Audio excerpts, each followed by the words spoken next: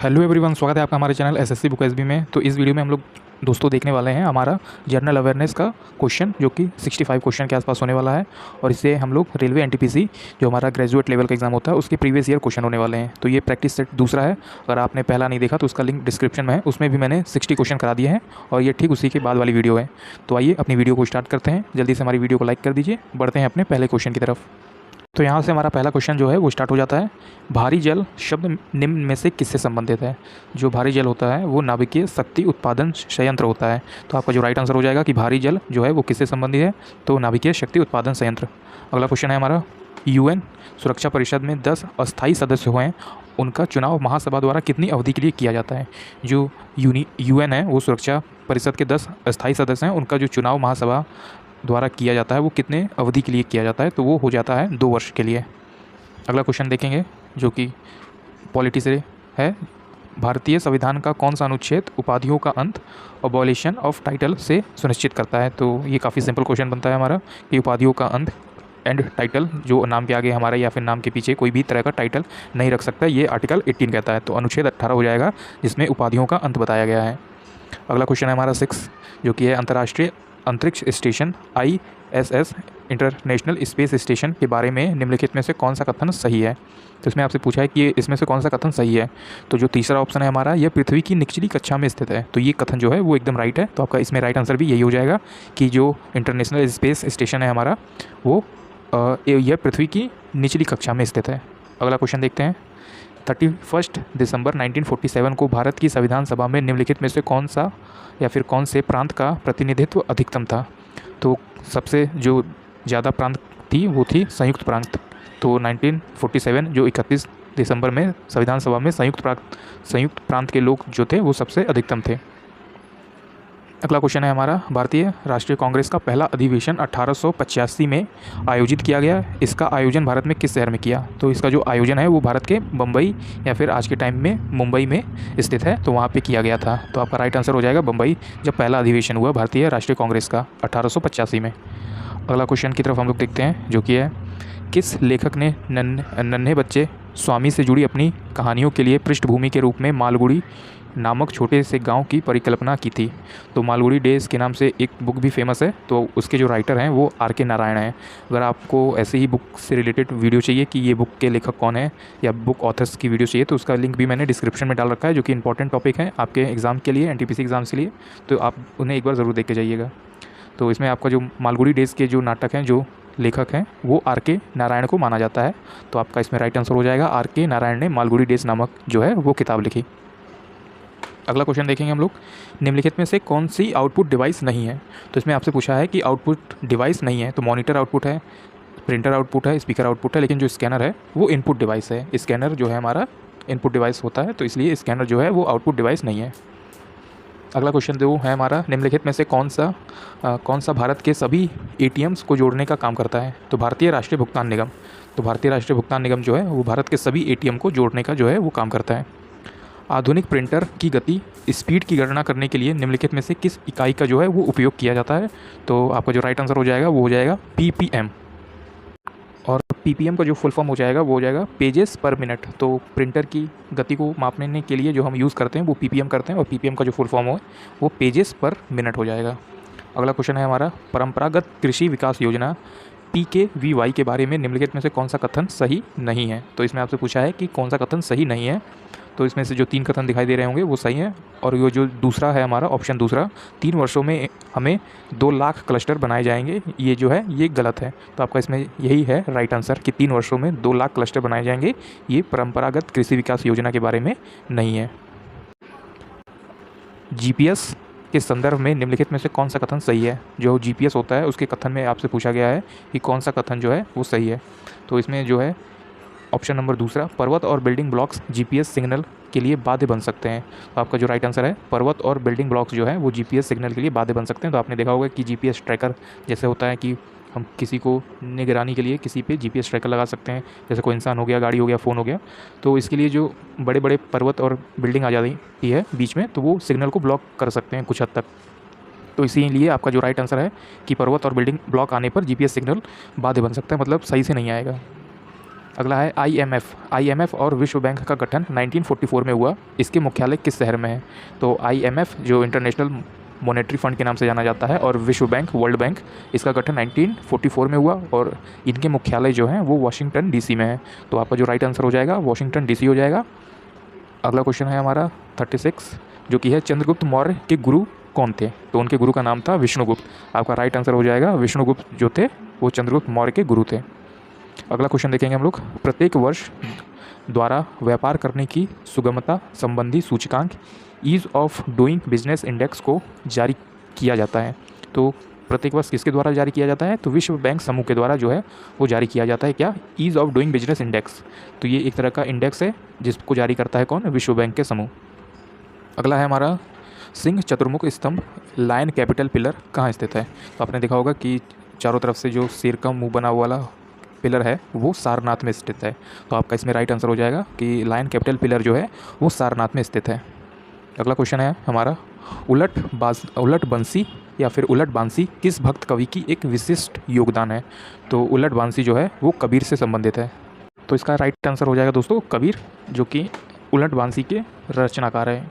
उलट बांसी जैसे कि कोई सीधी बात ना कहकर घुमा फिरा कर कहने वाली जो चीज़ें लिखी गई हैं वो उलट बांसी में लिखा गया है। तो उसी के रचनाकार हैं कबीरदास। तो आपका इसमें राइट आंसर भी हो जाएगा ऑप्शन नंबर 3 कबीरदास। कच्छ के महान रण के बारे में निम्नलिखित में से कौन सा कथन असत्य है? तो कच्छ का जो महान रण है उसके बारे में आपको बताना है कि इसमें से कौन सा कथन जो है वो सही नहीं है होगा। तो जैसा आप लोगों ने तारक मेहता में देखा होगा कि कच्छ का महान रण आपने दिखाया गया होगा, तो उसी में से पूछा है कि यह मीठे पानी की झील जो है वहाँ पर नहीं है।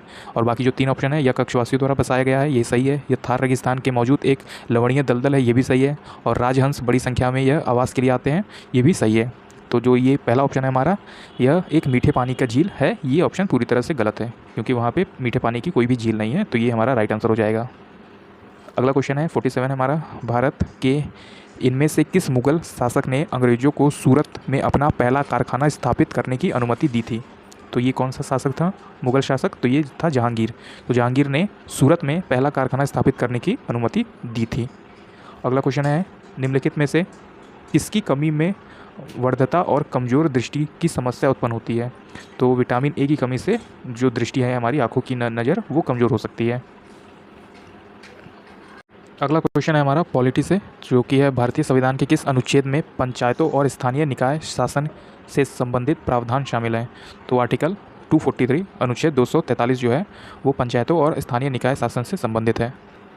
अगला क्वेश्चन है, भारत के राष्ट्रीय प्रतीक के नीचे उत्कीर्णित सत्यमेव जयते शब्द जो है वो लिया गया है। तो सत्यमेव जयते जो शब्द है वो हमारा मुंडक उपनिषद से लिया गया है। तो आपका राइट आंसर मुंडक उपनिषद हो जाएगा, जहाँ से सत्यमेव जयते शब्द जो है वो लिया गया है। अगला क्वेश्चन है हमारा, 1942 में किस प्रधानमंत्री के निर्देशानुसार क्रिप्स मिशन भारत आया? तो क्रिप्स मिशन भारत आया कब? Winston Churchill. तो किस प्रधानमंत्री के निर्देशानुसार? तो विंस्टन चर्चिल जो थे उनके अनुसार क्रिप्स मिशन जो है वो भारत आया। तो आप नाम याद रखेंगे, 1942 में विंस्टन चर्चिल के अनुसार जो है प्रधानमंत्री, उसके अनुसार क्रिप्स मिशन जो है वो भारत आया। अगला क्वेश्चन है हमारा, भारत और चीन के बीच स्थित काराकोरम दर्रा या फिर काराकोरम पास नामक पहाड़ी दर्रा इनमें से किससे निकट स्थित है? तो काराकोरम पास जो है वो कारगिल के निकट स्थित है। तो आपका इसमें राइट आंसर हो जाएगा कि भारत और चीन के बीच जो काराकोरम दर्रा है वो कारगिल के पास स्थित है। अगला क्वेश्चन देखेंगे हम लोग कि कौन सा ग्रह जो है वो दक्षिणावर्त दिशा में घूमता है? तो आपका इसमें राइट आंसर हो जाएगा शुक्र ग्रह जो है वो दक्षिणावर्त दिशा में घूमता है। दक्षिणावर्त मतलब क्लॉकवाइज, जैसे हमारी घड़ी चलती है उसी दिशा में जो है वो शुक्र ग्रह भी घूमता है। अगला क्वेश्चन है हमारा, निम्नलिखित में से किस खिलाड़ी ने तैराकी में सर्वाधिक ओलंपिक स्वर्ण पदक हासिल किया? मतलब ओलंपिक में सर्वाधिक गोल्ड मेडल हासिल किया, वो तैराकी में था, तो उसका नाम था माइकल फिलिप। तो माइकल फिलिप ने सर्वाधिक ओलंपिक गोल्ड मेडल हासिल किया है आज की डेट तक। इसके बाद अगर ओलंपिक होते हैं तो कोई और बन सकता है, पर आज की डेट तक जो है वो माइकल फिलिप्स सबसे ज़्यादा ओलंपिक स्वर्ण पदक विजेता है जो कि तैराकी से संबंधित है। अगला क्वेश्चन देखते हैं, अभिज्ञान प्रौद्योगिकी या फिर रिकॉग्निशन टेक्नोलॉजी में जो OMR का प्रयोग होता है उसमें M का पूरा रूप क्या है? मतलब इसमें आपको OMR का फुल फॉर्म बताना है। तो OMR में जो M का फुल फॉर्म है वो मार्क होता है और पूरा OMR का फुल फॉर्म जो होता है ऑप्टिकल मार्क रिकॉग्निशन होता है। तो आप नाम याद रखेंगे, मतलब फुल फॉर्म के तौर पे याद रखेंगे ऑप्टिकल मार्क रिकॉग्निशन, ये OMR का फुल फॉर्म होता है। अगला है हमारा, हॉर्नबिल त्यौहार एक प्रसिद्ध आदिवासी त्यौहार है। यह भारत के इनमें से पूर्वोत्तर राज्य में मनाया जाता है। मतलब हॉर्नबिल जो फेस्टिवल है वो आदिवासियों के द्वारा मनाया जाता है। और ये कहाँ पे सेलिब्रेट होता है? तो ये नागालैंड स्टेट में जो है वो सेलिब्रेट होता है। तो आप याद रखेंगे हॉर्नबिल त्यौहार जो है वो नागालैंड में सेलिब्रेट होता है। अगला क्वेश्चन है हमारा नीति आयोग। नीति आयोग का गठन कब हुआ? तो इसमें आपसे पूछा गया है कि नीति आयोग का जब गठन हुआ तो वो कौन सा डेट था, कौन सी तारीख थी? तो 1 जनवरी 2015 को जो है वो नीति आयोग का गठन हुआ था। अगला है हमारा पारा का सामान्य नाम क्या है? तो पारा का सामान्य नाम है हमारा क्विक सिल्वर। तो आप नाम याद रखेंगे कि पारा का जो सामान्य नाम है या पारा को किसी और अन्य नाम से भी जाना जा सकता है, तो वो नाम है हमारा क्विक सिल्वर। अगला है हमारा NSE national stock exchange of India का मुख्यालय कहाँ स्थित है? तो नेशनल स्टॉक एक्सचेंज जो है वो मुंबई में स्थित है। तो इसमें आपका राइट आंसर जो है वो हो जाएगा मुंबई में स्थित है national stock exchange of India. और यहीं पे स्थित है BSE मतलब बॉम्बे स्टॉक एक्सचेंज। तो इन दोनों में से सबसे पुराना है बॉम्बे स्टॉक एक्सचेंज जो BSE कहेंगे, ये इसकी स्थापना हुई थी 1875 में। और जो NSE है हमारा नेशनल स्टॉक एक्सचेंज, ये नया है, इसकी स्थापना 1992 में हुई थी, मतलब 1992 में हुई थी। और BSE जो है वो सबसे पुराना है जिसकी स्थापना 1875 में हुई थी। तो आपका इसमें राइट आंसर है मुंबई में स्थित है दोनों NSE और BSE। सोडा वाटर में कौन सी गैस पाई जाती है? जो सोडा वाटर होता है उसमें कौन सी गैस पाई जाती है? तो उसमें पाई जाती है कार्बन डाइऑक्साइड। तो कार्बन डाइऑक्साइड CO2 जो गैस है वो पाई जाती है सोडा वाटर में। अगला है हमारा कान्हा टाइगर रिजर्व। तो कान्हा टाइगर रिजर्व जो है वो मध्य प्रदेश में स्थित है। तो आप नाम याद रखेंगे कान्हा टाइगर रिजर्व, ये मध्य प्रदेश में स्थित है। अगर आपको नेशनल पार्क से रिलेटेड वीडियो देखनी है तो नीचे मैंने डिस्क्रिप्शन में उसका लिंक दे रखा है, आप उस पर क्लिक करके नेशनल पार्क इंडिया में किन किन स्टेट में कौन कौन से नेशनल पार्क हैं वो आप देख सकते हैं। अगला क्वेश्चन की तरफ हम लोग आएंगे जो कि है विश्व की सबसे बड़ी प्रवाल भित्ति या फिर जो कोरल रीफ है हमारा वो कहाँ पाया जाता है? तो कोरल रीफ जो है वो पाई जाती है ऑस्ट्रेलिया में। तो कोरल रीफ दोस्तों ऑस्ट्रेलिया में पाई जाती है। कोरल रीफ जैसे आपने देखा होगा पानी के अंदर कुछ समुद्री तरह के जल के मतलब पेड़ पौधे रहते हैं रंग बिरंगे टाइप के। यहाँ इमेज लगी हुई है, आप इसमें से देख सकते हैं कि कोरल रीफ जो है वो किसे कहा जाता है। तो जैसा कि आपने इमेज में देखा, इसी को कोरल रीफ जो है वो कहते हैं, जो कि ऑस्ट्रेलिया में पाई जाती है। अगला क्वेश्चन है हमारा which of the following are 2 components of the CPU of a computer. तो इसमें आपसे पूछा गया है कि CPU में जो मेनली 2 कंपार्टमेंट होते हैं उनको किस नाम से जाना जाता है? तो जो मेन 2 कंपार्टमेंट होते हैं उनका नाम है कंट्रोल यूनिट एंड ALU। इसमें कंट्रोल यूनिट्स होता है और ALU मतलब जो इसका ALU का फुल फॉर्म है अर्थमेटिक लॉजिक यूनिट्स हो जाएगा। तो इसमें आपने नाम याद रखा कि CPU में 2 कंपोनेंट होते हैं जो कि कंट्रोल यूनिट एंड ALU है। ALU मतलब अर्थमेटिक लॉजिक यूनिट्स। तो आपने नाम याद रखा ALU का फुल फॉर्म भी है अर्थमेटिक लॉजिकल यूनिट्स और कंट्रोल यूनिट्स। MCB का पूरा नाम या फिर MCB का फुल फॉर्म क्या है? तो मिनिएचर सर्किट ब्रेकर। तो मिनिएचर सर्किट ब्रेकर जो है वो MCB का पूरा नाम है। अगला है हमारा संयुक्त राष्ट्र का प्रमुख न्यायिक अंग या फिर जुडिशियल ऑर्गन जो है वो कहाँ पे है? तो वो हेग में मौजूद है। तो संयुक्त राष्ट्र का प्रमुख न्यायिक अंग जो है वो हेग में मौजूद है। अगला क्वेश्चन है हमारा भारतीय संविधान में शामिल 22 अनुसूचित भाषाओं के अलावा किन 2 अन्य भाषाओं को साहित्य अकेडमी द्वारा मान्यता दी गई? तो साहित्य अकेडमी द्वारा जो 2 भाषाएं को मान्यता दी गई वो राजस्थानी और अंग्रेजी है। तो आपने देखा कि भारतीय संविधान में शामिल 22 अनुसूचियों के अलावा जो 2 भाषाएं और मान्यता दी गई हैं साहित्य अकेडमी द्वारा वो राजस्थानी और अंग्रेजी हैं। अगला क्वेश्चन है दोस्तों हमारा जेनेवा में अंतर्राष्ट्रीय मानव अधिकार आयोग की स्थापना कब की गई? तो जेनेवा में अंतर्राष्ट्रीय मानव अधिकार आयोग की स्थापना की गई थी 24 दिसंबर 2003 में। तो आपका इसमें राइट आंसर हो जाएगा 24 दिसंबर 2003। और दोस्तों जो मानव अधिकार दिवस है वो हर साल 10 दिसंबर को मनाया जाता है। तो आपने नाम याद रखा कि 10 दिसंबर को मानव अधिकार दिवस मनाया जाता है और जेनेवा में अंतर्राष्ट्रीय मानव अधिकार आयोग की जो स्थापना की गई वो 24 दिसंबर 2003 को किया गया। अगला है हमारा क्वेश्चन कंप्यूटर से रिलेटेड कि इंटरनेट पर किसी कंप्यूटर को किसके द्वारा पहचाना जा सकता है? जो हमारे इंटरनेट पे मौजूद होते हैं तो इसे पहचाना जाता है IP एड्रेस द्वारा। तो सब कंप्यूटर का अपना अलग अलग IP एड्रेस होता है जिसकी मदद से इंटरनेट पहचान कर सकता है कि कौन सा कंप्यूटर किस जगह पे मौजूद है। तो आपका इसमें राइट आंसर हो जाएगा IP एड्रेस। कम्युनिस्ट इंटरनेशनल के नेतृत्व हेतु चयनित किए जाने वाले प्रथम भारतीय कौन थे? तो कम्युनिस्ट इंटरनेशनल के नेतृत्व हेतु जो चयनित किया गया था उनका नाम था मानवेंद्र नाथ रॉय। तो आपने नाम याद रखा कि इनका नाम है मानवेंद्र नाथ रॉय। अगला क्वेश्चन है हमारा निम्नलिखित में से कौन सा राज्य भारतीय संविधान की 6ठी अनुसूची द्वारा शामिल नहीं है? तो 6वीं अनुसूची में जो शामिल नहीं है वो है अरुणाचल प्रदेश। तो अरुणाचल प्रदेश जो है वो 6वीं अनुसूची द्वारा शासित नहीं है। अगला है हमारा 1600 से 1700 की अवधि के धार्मिक शिक्षा मियाँ मीर किस राज्य से संबंधित है? तो मियाँ मीर का संबंध जो है वो पंजाब राज्य से था। तो आपने देखा कि 1600 से 1700 के बीच जो धार्मिक शिक्षा मियाँ मीर था उनका संबंध पंजाब राज्य से है।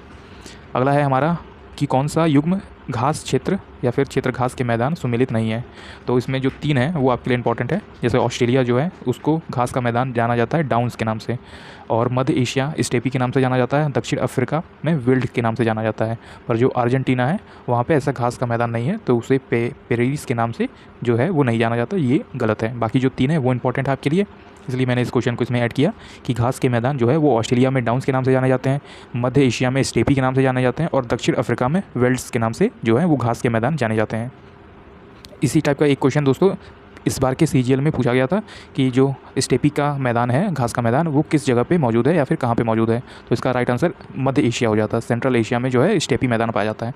तो ऐसे बहुत सारे क्वेश्चन आपको सिमिलर मिलेंगे जो सीजीएल में सीएचएसएल में पूछे गए हैं, क्योंकि दोनों एग्ज़ाम जो है वो टीसीएस ही कंडक्ट कराती है, तो सिमिलर क्वेश्चन मिलने के काफ़ी चांसेस होते हैं और कई बार सिमिलर क्वेश्चन आते हैं।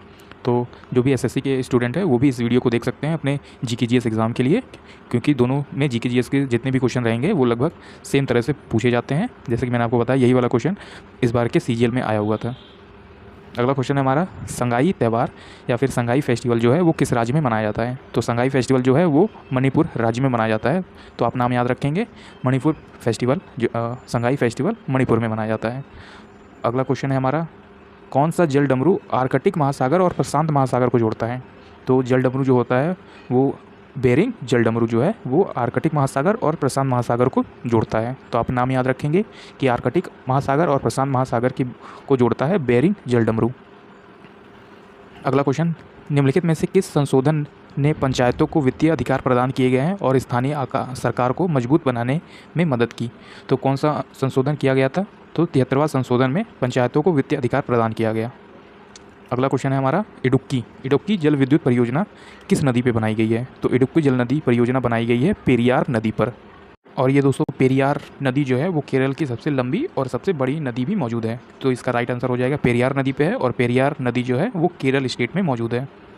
अगला जो है हमारा क्वेश्चन वो है, सरकारिया आयोग की स्थापना 1983 में किस प्रयोजन हेतु की गई थी। तो सरकारिया आयोग की स्थापना की गई थी राज्य और केंद्र सरकारों के बीच संबंध और शक्ति में संतुलन की जांच करने और परिवर्तनों को सुझाव देने के लिए। तो सरकारिया आयोग की स्थापना की गई कि राज्य सरकार और केंद्र सरकार के बीच संबंध और शक्ति में संतुलित जाँच करने के लिए।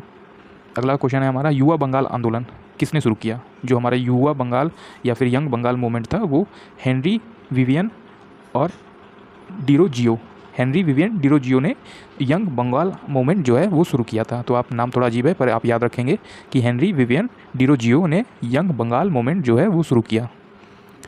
मलाला के शरणार्थी लड़कियों पर कौन सी पुस्तक लिखी।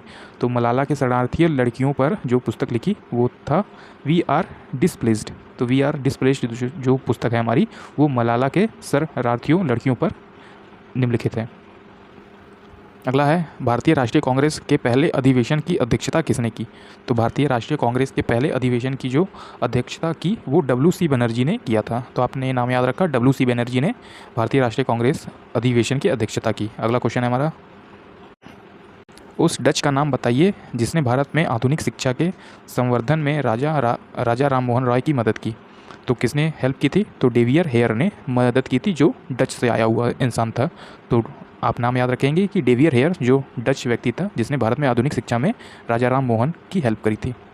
अगला क्वेश्चन आता है हमारा 48 जो कि है, किस संघ के सदस्य मुक्त जीवन जीने वाले फ्री लिविंग विशिष्ट समुद्री जीव हैं। तो इसमें से जो है समुद्री जीव के बारे में पूछा गया है जो फ्री लिविंग तरीके से अपनी लाइफ जीते हैं। तो उनका नाम है हमारा एकाइनोड मेटा। तो एकाइनोड मेटा जो है वो समुद्री जीव होते हैं। तो आप नाम याद रखेंगे एकाइनोड मेट्रा। अगला है हमारा, शिशु मृत्यु दर या फिर जिसे IMR कहते हैं वो क्या दर्शाती है। तो जो IMR का फुल फॉर्म बनता है हमारा वो है हमारा इन्फेंट मोर्टिलिटी रेट। तो आपने नाम याद रखा, इसे शिशु मृत्यु दर या फिर इन्फेंट मोर्टिलिटी रेट भी कहते हैं। तो ये क्या दर्शाती है, मतलब ये किस तरह से होता है। तो उस विशेष वर्ष में पैदा हुए 1000 जीवित बच्चों में से एक वर्ष में कम आयु में मरने वाले बच्चों की संख्या का अनुपात। तो मतलब इसमें एक साल ऐसा लिया जाता है जिसमें 1000 बच्चों में से एक वर्ष में कम जितने भी बच्चे मर गए हैं या उनकी डेथ हो गई है तो उनका अनुपात कहलाता है हमारा IMR शिशु मृत्यु दर। मतलब एक साल में जितने भी 1000 बच्चे पैदा हुए उसमें से कितने ऐसे बच्चे थे कि जो एक साल होने से पहले ही डेथ कर गए, तो उन्हीं का अनुपात लेकर बनाया जाता है हमारा IMR यानी कि इन्फेंट मोर्टिलिटी रेट या फिर शिशु मृत्यु दर। हीराकुंड बांध किस राज्य पर या फिर हीराकुंड बांध किस नदी पर बना हुआ है। तो आप दोनों क्वेश्चन याद रखेंगे कि हीराकुंड बांध किस राज्य में है या फिर हीराकुंड बांध किस नदी पे है। तो हीराकुंड बांध जो है वो महानदी पर है, और ये महानदी पर है, और ये स्टेट पड़ता है हमारा उड़ीसा। तो उड़ीसा में है हीराकुंड बांध, और ये किस नदी पे है, ये महानदी पर स्थित है। अगला क्वेश्चन है हमारा उबंटू, मिंट और फेडोरा, तो ये किसके संस्करण है या फिर किसके वर्जन है। तो उबंटू, मिंट और फेडोरा जो है वो लाइनेक्स के वर्जन है। लाइनेक्स एक ऑपरेटिंग सिस्टम होता है, जैसे विंडोज़ हो गया हमारा, एप्पल, एंड्रॉइड, तो उसी तरह कंप्यूटर में सपोर्ट करने वाला लाइनेक्स जो है ये ऑपरेटिंग सिस्टम है, और ये इन्हीं के वर्जन है, जैसे उबंटू, मिंट, फेडोरा, तो ये लाइनेक्स में आ जाता है। तो आपका राइट आंसर भी लाइनेक्स होगा। अगला क्वेश्चन है हमारा, भारतीय संसद द्वारा आरटीआई अधिनियम कब पारित किया गया और इसे राष्ट्रपति की मंजूरी कब प्राप्त हुई थी। तो आरटीआई जैसे आपने सुना होगा कि कुछ यूट्यूबर जो है वो आरटीआई लगाते हैं और जो भी जानकारी होती है वो अपने डिपार्टमेंट से मांग लेते हैं। तो आरटीआई मतलब होता है राइट टू इन्फॉर्मेशन। तो जैसे कि हमने कुछ पूछा तो ये डिपार्टमेंट का अधिकार है, हमारा अधिकार है कि वो जानकारी हम तक जल्दी से जल्दी मौजूद कराई जाए। तो यही आरटीआई अधिनियम पारित हुआ था 2005 में, मई से जून के बीच। तो मई 2005 से जून 2000 के बीच में पारित हुआ, मतलब मई में पारित हुआ और राष्ट्रपति की मंजूरी इसे उसी के अगले महीने जून में 2005 में मिल गई। अगला क्वेश्चन है हमारा एमएसपी का फुल फॉर्म। तो एमएसपी का फुल फॉर्म आता है हमारा मिनिमम सपोर्ट प्राइस। तो आप नाम याद रखेंगे, एमएसपी का फुल फॉर्म है मिनिमम सपोर्ट प्राइस। राष्ट्रों का राष्ट्रमंडल या फिर कॉमनवेल्थ ऑफ नेशन, जिसे सामान्यतः राष्ट्रमंडल के रूप में जाना जाता है, यह एक क्या है, तो ये एक राजनीतिक संघ है। तो आप नाम याद रखेंगे, राष्ट्रों का राष्ट्रमंडल जो है, जिसे राष्ट्रमंडल के रूप में भी जाना जाता है, यह राजनीतिक संघ है। अगला क्वेश्चन हमारा आता है, समस्थानिक शब्द का क्या अभिप्राय है। तो समस्थानिक शब्द जो है वो क्या संबंधित है उससे, समान परमाणु क्रमांक किंतु भिन्न द्रव्यमान संख्या वाले तत्व। जहाँ पे जो परमाणु क्रमांक है वो समान है, लेकिन जो उस तत्व का द्रव्यमान संख्या है वो अलग है, तो इसी को समस्थानिक के नाम से जाना जाता है।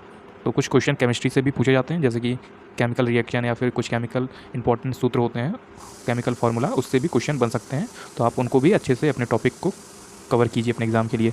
तो जैसा इसमें पूछा समस्थानिक शब्द से क्या अभिप्राय है, तो समान परमाणु क्रमांक किंतु जो उनका द्रव्यमान है वो संख्या अलग होती है।